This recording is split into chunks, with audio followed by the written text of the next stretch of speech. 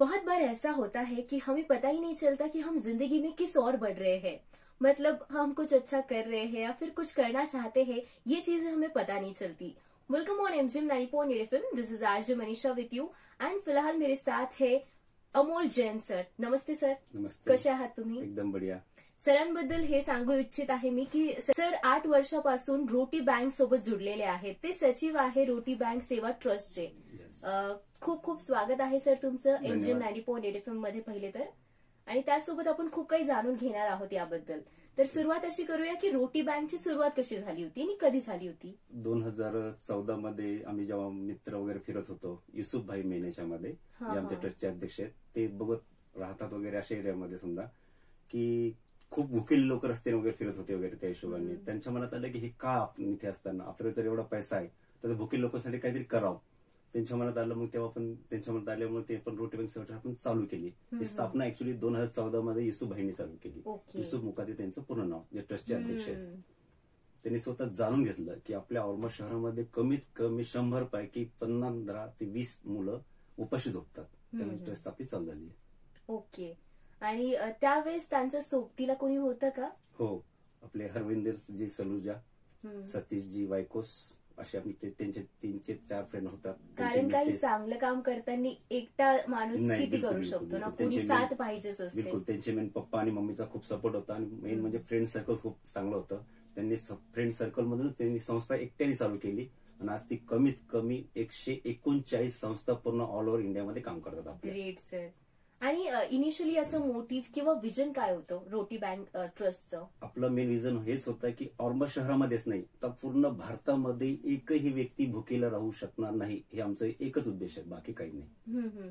तर या उद्देश नंतर किंवा काही सुरुवातीच्या दिवसांनंतर रिअलाइज केलं की जे तुमचे एक्सपेक्टेशन होते ते रिअल झाले म्हणून? हो, काही प्रमाणातच झालेत. बघा काय होतं, आपण जेव्हा विचार केला की आपण 100 लोकांना जेवण आपण देऊ शकतो, आपण त्या 100 लोकांपर्यंत पोहोचू शकत नाही.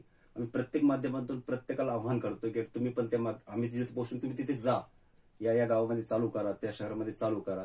एकच आमचा उद्देश की प्रत्येक गरीब व्यक्तीला अन्न भेटलंच पाहिजे, त्याचा मूलभूत हक्क आहे तो. काही असं डेफिनेट आकडा असतो का, म्हणजे या एका दिवसात इतकं टार्गेट कम्प्लीट करायचं आहे किंवा काही असं?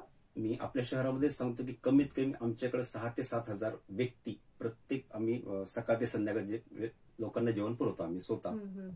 आणि हे अरेंजमेंट कसं करता तुम्ही? अरेंजमेंट आपल्याकडे असे आहेत की आपले पूर्ण शहरामध्ये 4 ब्रांचेस आहे आपल्याकडे, 4 ऑफिस आहेत आपले. ते कलेक्ट आपण करतो जिथे जिथे समजा आपण फंक्शन होतात, जसं मंगल कार्यालयात आहेत, कुठे 13वी होते, कुठे लग्न होतात, तिथे आपले पूर्ण बॅनर आपले लावले आहेत. रोटी बँकेचे नंबर दिलेले आहेत, तिथे कॉन्टॅक्ट नंबर लावलेले चिटकवलेले आहेत. सगळ्यांना कॉन्टॅक्ट नंबर दिलेले आहेत आपण. जिथे पण अन्न उरते तिथून आम्हाला फोन येतो आणि सगळ्यांना माहिती आहे रोटी बँकेचा नंबर कुठे अवेलेबल असतो. ते फोन करतात, आपली तिथे गाडी जाते, पूर्ण अन्न कलेक्ट करते, ते आपण डिस्ट्रीब्यूट करतो. ग्रेट. आणि कसा रिस्पॉन्स भेटला मग सुरुवातीला किंवा आता कसा रिस्पॉन्स भेटतोय लोकांना? सुरुवातीला थोडीशी अशी दिक्कत आली की लोकांना विश्वास बसत नव्हता की आपण अन्नाचं देतोय, पण ते गरजू लोक पण जाईल का, कोण फुकटमध्ये एवढे काम करल, त्यांच्या गाडीचं भाडं कोण देईल, की ड्रायव्हर आहे, माणसं आहे, पूर्ण एवढं कोण सेफ्टी ठेवल याला. पण जसंच लोक परत आम्ही पोहोचत गेलो, समजवलं, लोकांना दिसलं की अरे हे अन्न घेतात आणि गरीब पर्यंत जिथं ते जाऊ शकत नाही आम्ही पोहोचतो. जसं उड्डाणपूल झाले, खेडेपाडे झाले, घाटी झाली, मिनी घाटी. औरंगाबादमध्ये एक जर बघितलं आपण तर शहरामधूनच नाही तर परभणी, हैदराबादचे लोक सुद्धा आपल्या घाटीला येतात. पण तिथे परिस्थिती अशी जर बघितली ना आपण तर कमीत कमी 2-3 दिवस लोकांना अन्न भेटत नाही. तिथे आम्ही लोकांना बघितलं की अरे रोटी बँकेचे लोक आहेत, तो विश्वास लोकांचा वाढला ना. आज बघितलं तर जवळपास 99% लोक आमच्या सोबत जोडलेले आहेत, लगभग मंगल कार्यालय सोबत जोडलेले आहेत. ग्रेट. जर अन्न उरलं तर ते फक्त पहिला कॉल येतो रोटी बँकला. ग्रेट. तो विश्वास कमवणं खूप मोठी गोष्ट आहे. विश्वासच याच्यामध्ये मेन होता आमच्या याच्यामध्ये. येस. आणि त्यासोबत तुम्ही इतक्या लोकांसाठी फूड प्रोव्हाइड करता, तर याच्या सेफ्टीची काय मेजरमेंट्स ठेवता? फर्स्ट प्रायोरिटी आमची सेफ्टीसाठी राहते. जेव्हा आम्हाला फोन येतो त्यांना विचारलं जातं किती लोकांचं तुम्ही जेवण असू शकते, एक अंदाज सांगू शकते. ते सांगतात 100-200 लोकांचं आहे. त्या हिशोबाने आम्ही कंटेनर नेतो, इथून एअरटाईट कंटेनर असतात आपले, ते आम्ही तिथे नेतो. फक्त जेवण पहिले चेक केलं जातं की केव्हा आचार्य विचारलं होतं केव्हा बनवलेलं आहे. त्या हिशोबाने आपण जर त्यांनी सांगितलं आम्ही सकाळी 10ला बनवलेलं जेवण आम्ही तुम्हाला आता 3 वाजता देतो, दुपारी 3 वाजता, तर आपल्याला माहिती दुपारी आलेलं जेवण हे संध्याकाळपर्यंत आपल्याला डिस्ट्रीब्यूट करणं जरुरी आहे. ते आम्ही तसंच घेतो. आम्हाला फक्त ऑफिसला फोन केला जातं की एवढ्या लोकांचं आपण अन्न आहे. आम्ही त्याची लिंक असे लावतो की घाटीत पोहोचत संध्याकाळी 6चा टाइम आहे आपला. मिनी घाटी आहे, कॅन्सर हॉस्पिटल आहे. या व्यतिरिक्त आपली गाडी गेलेली असेल तर ताबडतोब आपण आजूबाजूला खेडे खूप आहेत आपल्या शहराच्या, तर आम्ही तिथे पोहोचतो ताबडतोब. स्लम एरियामध्ये पहिले पोहोचवतो. Nice nice. आणि सेफ्टीसाठी जर आपण विचाराल तर समजा अन्न जर समजा लग्न संध्याकाळी असतात, आपल्याला शहरामध्ये डेव्हलपच्या हिशोबाने संध्याकाळी लग्न होतं 6-7 वाजता, जेवण चालतात 10 ते 11 वाजेपर्यंत.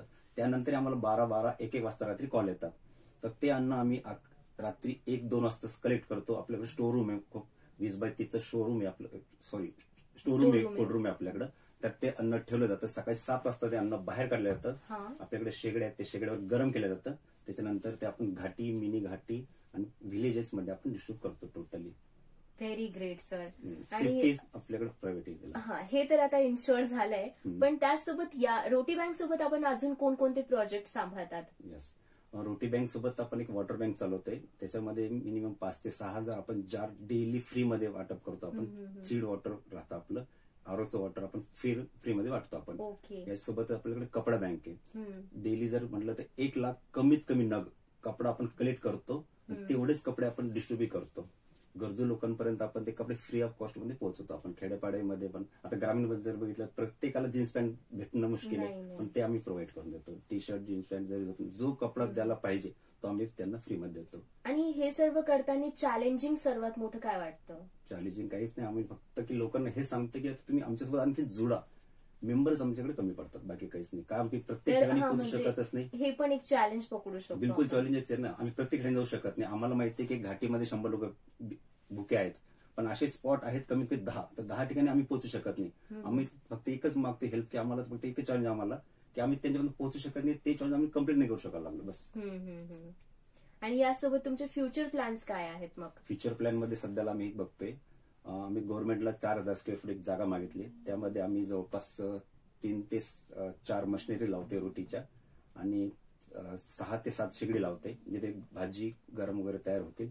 आणि जेवढे पण गिरजा मंदिर आहेत, बुद्ध विहार आहेत, आपले चर्च आहेत, किंवा मुस्लिम आपले मस्जिद आहेत, तिथे बाहेर बसलेल्या लोकांसाठी ते अन्न आपण पॅक करणार आणि प्रोव्हाइड करणार. प्लस आपलं एक वॉटर बँकच्या जागे ठिकाणी 4000 स्क्वेअर फूट मध्ये आपण 150 खाटचं विश्रामगृह तयार करतोय. ते कशासाठी तर मी बघितले जवळपास की आपण जर पोलीस भरतीसाठी जर आले तर मुलं रस्त्यावर झोपतात. हो बघितले आपण आपल्या शहरामध्ये पण खूप आली होती. बरोबर. त्यांच्याकडून लूटमार अशी होते की तो मुलगा 100 रुपये खर्च करून होणे म्हणून उपाशी झोपतो, आणि त्यांच्याकडे लॉजवाले 500-500 रुपये घेतात. ती जी थाळी 100 रुपयाला आज विकली जाते, मुलं स्टुडंट्स वाढले म्हणून ती 500 रुपये विकले जातात. तर त्यांच्यासाठी आम्ही 150 खाटचं एक फ्री ऑफ कॉस्ट विश्रामगृह तयार करतोय त्या मुलांसाठी. प्लस बाहेरचे जे पेशंट येतात, पेशंटला थांबण्यासाठी तिथं फक्त हॉस्पिटलमध्ये पेशंटसाठी एकच मेंबर थांबू शकतो, त्याचे आई किंवा वडील. बाकीचं पुढे झोपणार, ते पण आपल्याकडे थांबतील. प्लस बाहेरचे कोणी विवाहासाठी जर लोक आलेत पण त्यांच्याकडे व्यवस्था नाहीये थांबायला, तर त्यांची व्यवस्था आम्ही फ्री ऑफ कॉस्ट आपल्याकडे करणार आहोत. त्यांना जेवण फ्री राहील, एक वेळेस नाश्ता फ्री राहील, चहा पाणी फ्री राहील.